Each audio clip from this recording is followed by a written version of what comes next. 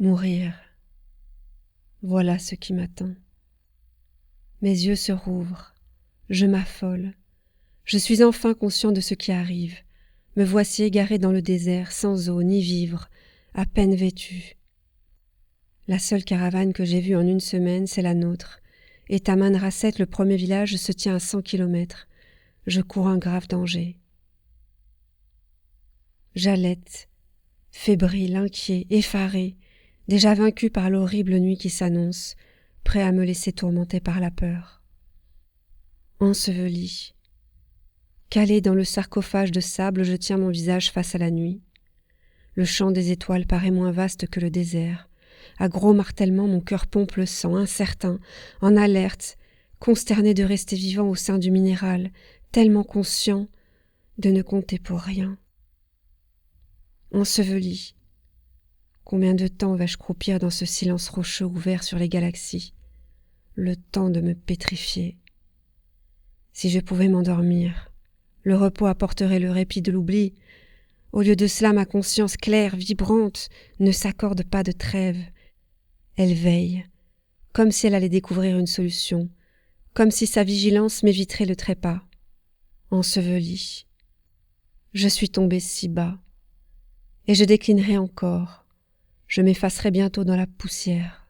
Intimement, j'en ai le désir, presque le goût. Mourir plutôt qu'attendre la mort. Cette paix-là, la paix du néant, m'attire plus que l'intolérable lucidité à laquelle mon esprit se contraint. Enseveli. Par réflexe, j'ai souhaité me rouler en fœtus sur le côté, mais le sépulcre que j'ai construit m'en empêche. Curieux. Je n'aurais pas cru que des poignées de sable pèsent si lourd. Me voilà coincé sous une couche maçonnée par mes soins. Que se passe-t-il? Ah, il me semble que je m'émousse, que je me détache, ou que l'on me hisse. Quoi? Au fond de la chute, il y aurait le rebond? Ça continue. Je m'élève, je dépasse le sable, l'amas de rochers, je flotte. Incroyable. J'ai deux corps, l'un sur terre, l'autre en l'air. Tandis que je distingue, toujours aussi ténu qu'un souvenir, le sable bloquant mes jambes et mon torse, je flotte. Le prisonnier grelotte en bas, et l'affranchi, léger, impalpable, s'élève tranquillement au-dessus du paysage, ne souffrant ni du froid ni du vent, délesté même de la respiration. Fait chaud, fait bon ici. Ma conscience perd son train habituel, celui de la réflexion ou du calcul. Le temps ralentit. Je vole. Le ciel retient son haleine. Les étoiles ne bougent pas. D'où vient cette force qui m'a placé si haut et m'y maintient? Je ne comprends rien. Vient-elle de l'extérieur? De l'intérieur? Je ne la reconnais pas, je ne la localise pas. Les repères s'abolissent. Voilà que ça change déjà. J'ai l'impression que la force réintervient. Elle m'agrandit.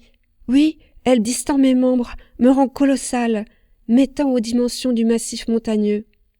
Je vais dominer et tapisser le Sahara. La force insiste. Elle m'écartèle sans me briser. Au contraire, ce démantèlement me comble de suavité. Délicieux. Une paix m'envahit. J'en demeure éberlué. Je ne le resterai pas longtemps car, je l'anticipe, je vais renoncer à ce fauteuil de spectateur. Je vais me résorber dans cette quiétude. Je le devine, oui, je vais m'y dissoudre voluptueusement, tel un sucre au milieu de l'eau. Mon sang bat fort, un bonheur excessif. J'ai confiance, mon cœur ne rompra pas. Le temps achève sa mue. Il s'immobilise. Cessant de s'écouler, il devient riche, résonnant, intense, doté de milliards de couches. Le voilà épais. Le temps. Nul besoin d'égrener des secondes, il est. Joie, flamme, la force fonce, je me laisse prendre, elle me pénètre le corps, l'esprit, me voici irradié. j'épouse la lumière. La suppression de la terre entraîne celle du ciel. Je l'évite, mais nulle part. En quittant le temps, j'ai quitté l'espace. Et en route, j'ai égaré ma volonté, puisqu'elle s'est abouchée avec celle d'un autre. J'abandonne tout, le désert, le monde, mon corps, moi. Je ne formerai bientôt plus qu'un avec la force. Cette énergie inébranlable, indomptable, à l'œuvre dans l'univers, je m'absorbe en elle. J'en reçois des messages. Comment ? Qu'ils sont difficiles. Non à saisir, car ils s'imposent, mais à transcrire dans le langage. Les mots, ces pauvres mots, n'offrent pas la porte d'accès à ce que je vis. Ils ont été inventés pour décrire les objets, les pierres, les sentiments, des réalités humaines ou voisines des humains. Comment désigneraient-ils ce qui les dépasse ou ce qui les fonde ? Comment des termes finis exprimeraient-ils l'infini ? Comment les étiquettes du visible estampilleraient-elles l'invisible ? Ils inventorient le monde, ces mots qui ont la truffe au sol. Or je pénètre dans l'au-delà du monde. Éblouissant, fulgurant, je sens tout, d'un coup. J'appréhende la totalité. L'éther me fuit, peu importe. Une voix de mon esprit me souffle que je formulerai plus tard. Pour l'heure, il faut s'abandonner et recevoir. J'embrasse, flamme, je suis flamme. Lumière croissante, insoutenable. De même que je ne me pense plus en phrases, je ne perçois plus avec les yeux, les oreilles, la peau. Incendiée, je m'approche d'une présence. Plus j'avance, moins je doute. Plus j'avance, moins je questionne. Plus j'avance, plus l'évidence s'impose. Tout a un sens. Félicité, je circule au sein d'un lieu sans pourquoi. La flamme que je suis va rencontrer le brasier. Je risque d'y disparaître. Serait-ce la dernière étape ? Feu, soleil ardent, je brûle, je fusionne, je perds mes limites, j'entre dans le foyer. Feu. L'éternité a duré une nuit. La force qui m'a soulevé m'a délicatement ramené sur terre. Voilà que s'achève mon voyage immobile. Peu à peu, je récupère l'intelligence et la mémoire. Peu à peu, je redescends jusqu'à moi. La grande lumière s'éloigne, mais nous ne nous séparons pas. Il m'en reste la trace, enfouie au plus profond de moi, vive, incandescente. En ce moment, elle explore son nouvel habitat.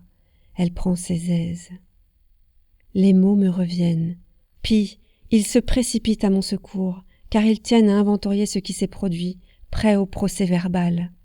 Ils s'alignent tels des soldats de la pensée, ne soupçonnant même pas leur impuissance. Je recouvre une respiration normale et réintègre mon corps de 28 ans, engoncé dans le sable. Des crampes me rappellent l'inconfort de ma couche, des frissons, la température glaciale. Le vent siffle, rugit, s'exaspère. Une certitude brille au-dessus de tout. Il existe. Qui ? Je ne sais pas le nommer. Lui ne s'est jamais nommé. Il existe. Qui ? Qui est mon ravisseur ? Qui m'a arraché au ravin et m'a régalé de joie ? Les mots se proposent en masse et j'arrête leur armée. Décrire une force qui ne tient pas dans un corps, une présence qui se passe de forme, était-ce possible ? Je peine à me figurer celui dans lequel je me suis fondu, puisqu'on ne peut ni le voir, ni l'entendre, ni le toucher, ni l'étreindre.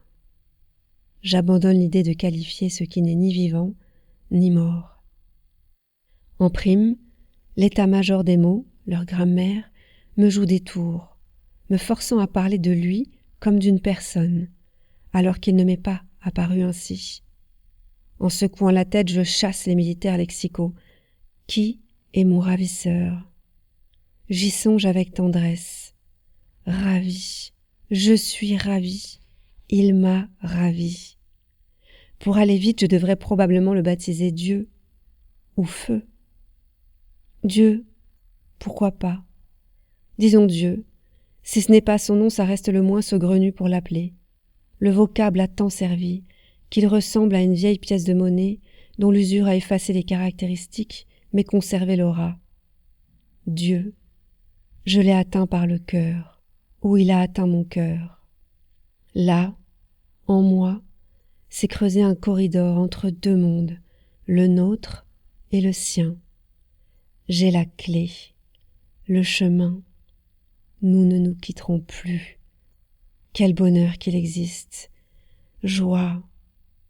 Par ma foi toute neuve, je l'éprouve d'une façon puissante. Que m'a-t-il enseigné? Tout a un sens. Tout est justifié. Je me réchauffe à cette phrase qui transcrit correctement ce que j'ai recueilli. Tout a un sens. Tout est justifié. Désormais, quand je ne saisirai pas quelque chose, je ferai crédit. La raison que je n'apercevrai pas, elle manquera à mon esprit, pas à la réalité. Seule ma conscience bornée touche ses limites, pas l'univers. Mourrai-je bientôt? Je me souviens d'avoir posé cette question durant l'extase. J'avais reçu une réponse magnifique, à la fois précise et imprécise. Imprécise car la force ne m'annonçait pas lorsque je périrais. Précise car elle m'expliquait que ce serait utile et merveilleux. Je devais apprendre à accepter cet événement, mieux même, à l'aimer. Ce jour-là constituerait une bonne surprise. La mort ne m'apporterait pas une fin, mais un changement de forme. J'échapperais à cette terre pour gagner une patrie, l'unité, première inconnue. En toute sérénité, j'aborderai le mystère de la mort comme le mystère de la vie, avec confiance. L'air frémit alentour, le ciel change de consistance, l'obscurité va se retirer, voici l'autre lumière. Je me détends, un sentiment de confort m'envahit. Sous ma peau, dans mes muscles, mes viscères, court un apaisement qui s'apparente au rassasiement, voire à l'orgasme. Une lueur hésitante, presque sale, découpe les reliefs du mont Tahat. L'aube tente sa percée. Je rejoins le temps ordinaire, celui de la nature. Cette nuit, j'en étais sorti pour toucher l'éternité. Le soleil se pousse au sommet, lent, blafard, quasi convalescent. Il insiste. Et soudain, je comprends. Si l'astre me toise, c'est que je suis du mauvais côté. L'oued de Tahat, où nous campions, se trouve à l'est de la crête, pas à l'ouest. Je stagne au pied de la face ouest. Il va falloir que je regravisse la montagne. En aurais-je énergie alors que je n'ai ni à boire ni à manger? Confiance, me souffle la force. Je souris en songeant au cadeau que je viens de recevoir. La foi. Mon destin est scellé. Soit j'erre encore et je mourrai croyant, soit je rejoins le groupe et je vivrai croyant. Dans les deux cas, je consens. Je me soumets. Soulagé, je ferme mes yeux trop secs et m'endors enfin.